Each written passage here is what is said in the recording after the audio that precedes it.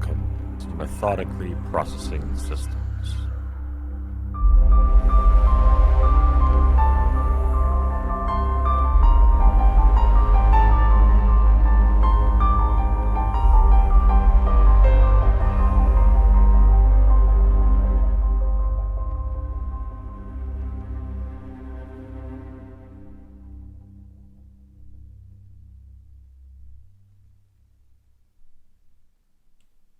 There's an old saying, everything in moderation, including moderation.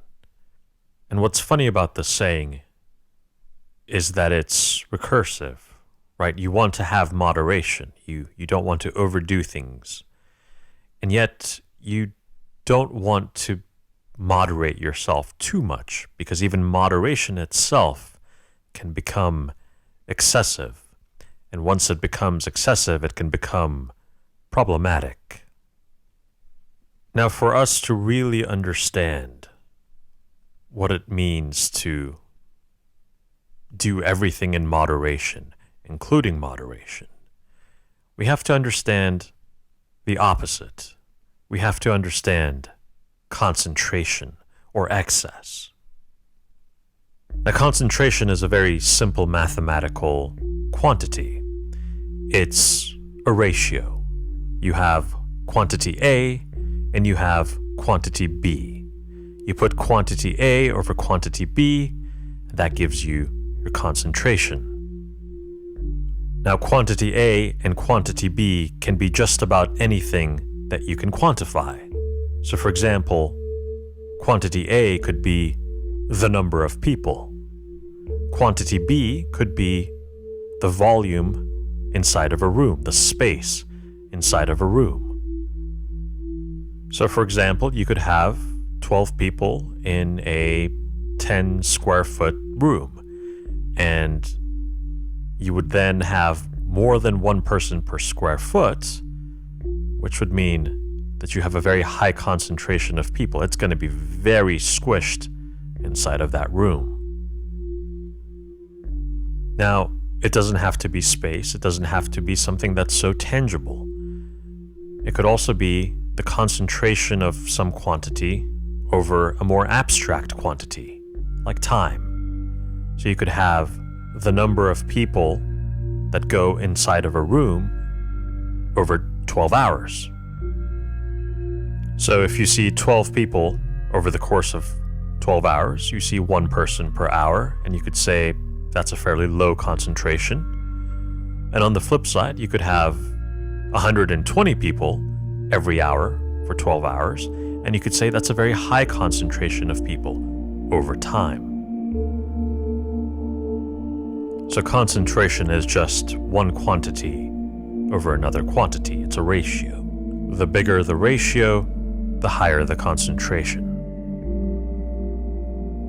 Where things get interesting when it comes to systems is what happens when you have a high concentration of something within the system. Here's a hint. Things can get very interesting and very unpredictable. So let's take our example with the number of people within a certain volume, within a certain space, within a room. Now, if you live in the United States, most states have some kind of building occupancy limits. That is, there's something called fire code, and fire code determines how many people you're legally allowed to have occupying a space at any given moment in time.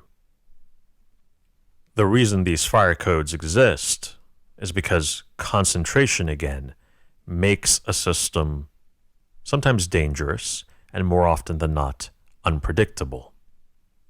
Imagine you have a fire that's raging within a building, and you have lots and lots of people within the building.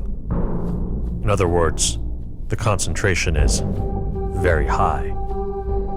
You now have a much more dangerous situation on your hand than if you had a lower concentration of people. The most obvious danger that you have from this higher concentration is pretty straightforward. You have more people inside of the building.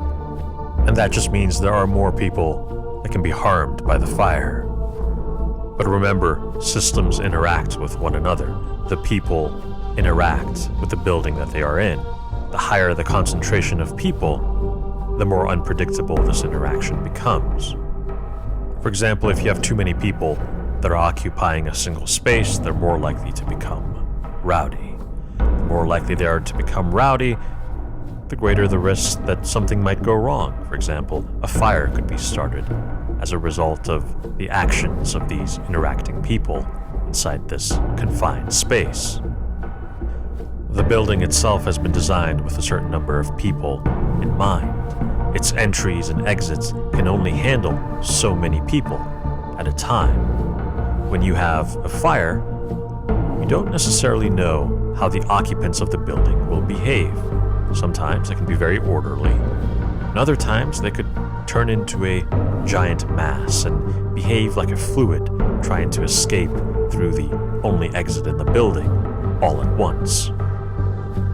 And this latter case can actually slow the process of escaping the fire and the building down, which means if you're at the front of the line, you'll probably survive, and if you're at the back of the line, far away from the door, you are far more likely to be burnt to a crisp. You can look up and down this entire system that we've created, and you can start to see the risks increase. You can see the uncertainty of the situation become more and more murky.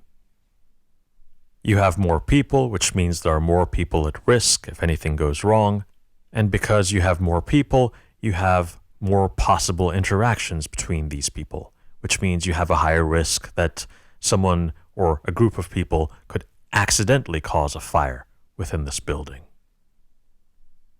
And while the probability of encountering a bad actor who might want to intentionally set fire to the building doesn't change, the absolute number does.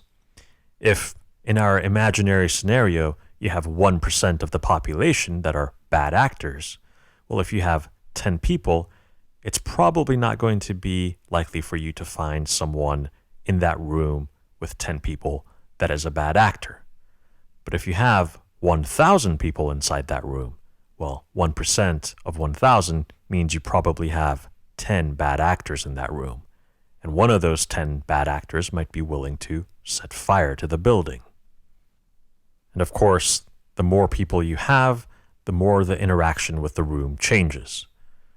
The doors can only support so many people walking through them at a time, and if people panic, and you have 1,000 people trying to exit through a door that only supports 2 people every couple of seconds, you're going to have a problem. So you can see how concentration can increase the unpredictability of a system, and unpredictability, especially in our world, is generally not a good thing. We don't respond very well to it, and it tends to cause more problems for us than it tends to solve. The reason concentration becomes problematic in systems goes back to something that we've discussed on this show before. Concentration is a form of optimization.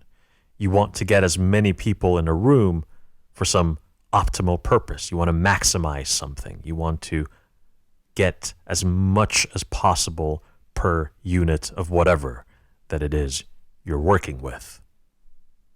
If you're a restaurant, you might want to maximize the number of occupants that you have in a space, which is wonderful if you're only thinking about the number of people you are serving at a time. But if anything goes slightly wrong, you've got a much bigger problem than if you had a lower concentration of people inside of your restaurant. And so we come back to this idea of everything in moderation, including moderation. Why does this bit of advice carry through the ages? Why does it continue to survive?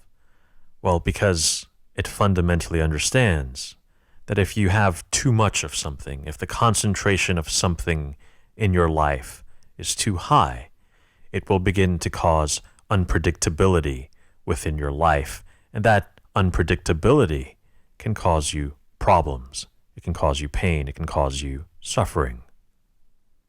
Take just about anything in your life and raise the concentration of it in your life. And pretty quickly, you'll see that you'll have risks going up all around you. You'll find your life becoming more and more uncertain. The saying, "the dose makes the poison," is a perfect illustration of this.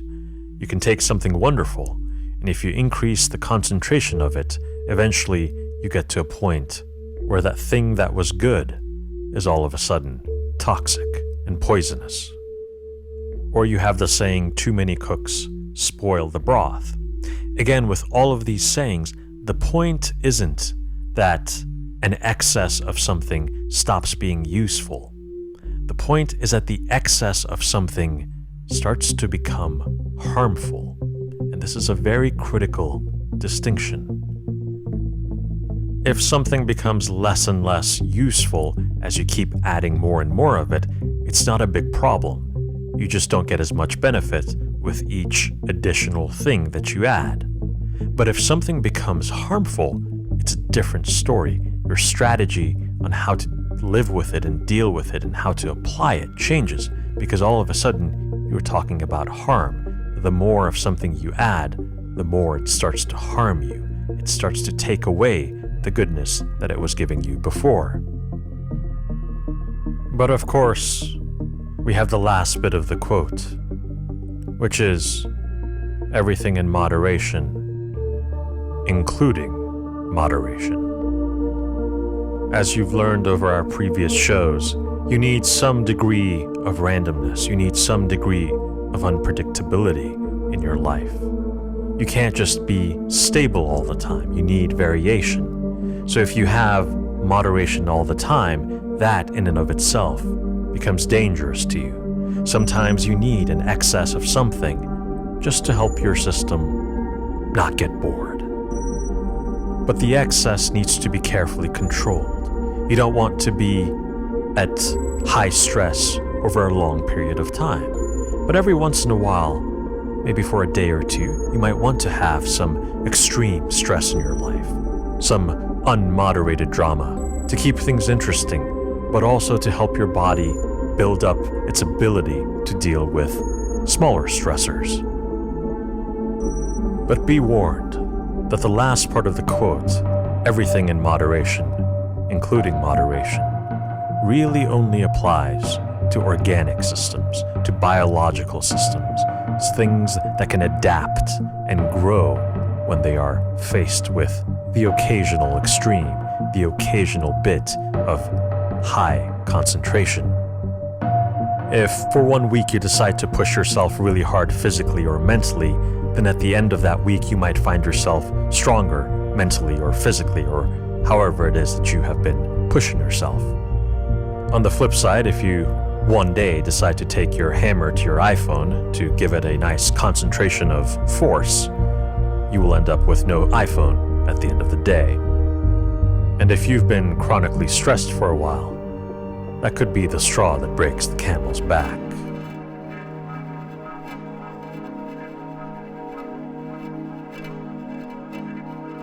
Thank you so much for listening to Methodically Processing Systems. Just as a reminder, if you want to pepper your week with little nuggets of ancient wisdom and delight, then please check out my new podcast, Beside the Fire, at besidethefire.substack.com. You can also follow the link in this episode's description. Thanks again for listening.